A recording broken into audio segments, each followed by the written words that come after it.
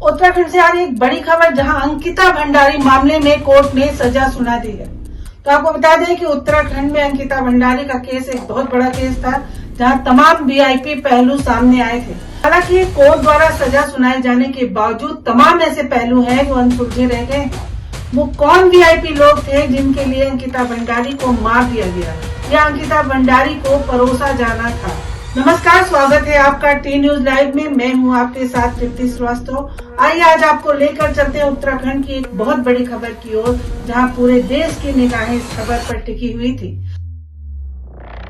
उत्तराखंड से Ankita Bhandari murder case में 3 साल बाद अब फैसला आया है।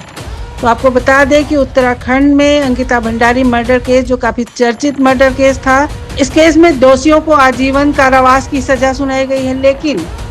लेकिन दोषियों को आजीवन कारावास तो सुनाई गई, लेकिन जिस वीआईपी सेवा के लिए अंकिता भंडारी का मर्डर हुआ, वह रहस्य अब भी बरकरार है।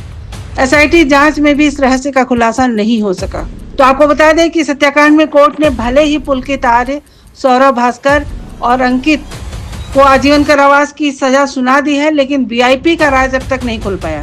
वो वीआईपी जो 17 सितंबर की रात को उस रिसॉर्ट में आने वाला था और जिसके लिए अंकिता भंडारी ने एक्स्ट्रा सर्विस देने से मना कर दिया था, जिसके बाद उसका मर्डर कर दिया गया था। आरोप लगा था कि अंकित गुप्ता ने ही रिसॉर्ट में आने वाले वीआईपी को एक्स्ट्रा सर्विस देने के लिए अंकिता भंडारी पर दबाव बनाया था।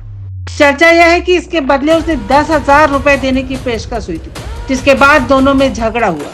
तो आपको बता दें कि अंकिता भंडारी केस में सजा सुनाई जा चुकी है। हालांकि विवेचना में हत्या, यौन शोषण, साक्ष्य मिटाने व आपराधिक षड्यंत्र का मुकदमा दर्ज किया गया था और शासन के आदेश पर एसआईटी का भी गठन किया गया। पुलिस ने जब मुख्य दोषी पुलकित आर्य से सीसीटीवी की फुटेज मांगी तो उसने बताया कि डीवीआर खराब था, उसे रिपेयर करने के लिए दिया गया।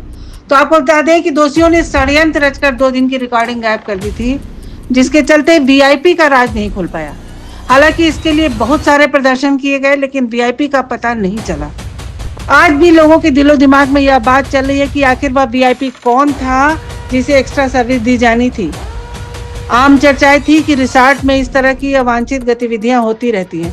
फिलहाल अंकिता भंडारी केस का फैसला आ चुका है और तीनों अपराधियों को आजीवन कारावास की सजा सुनाई जा चुकी है। लेकिन सवाल अब भी बड़ा है कि लोग संतुष्ट नहीं हैं। लोग इस मामले में फांसी की सजा चाहते थे। अंकिता भंडारी मर्डर केस के अपराधियों को उम्र कैद की सजा दी गई। बात बड़ी यह है कि कोर्ट के द्वारा सजा सुनाए जाने के बावजूद, इतनी बड़ी सजा, उम्र कैद की सजा सुनाए जाने के बावजूद, आरोपियों में से एक हाथ हिलाकर मुस्कुराता हुआ कोर्ट से बाहर निकला, जैसे उसे सजा नहीं कोई इनाम दिया गया है।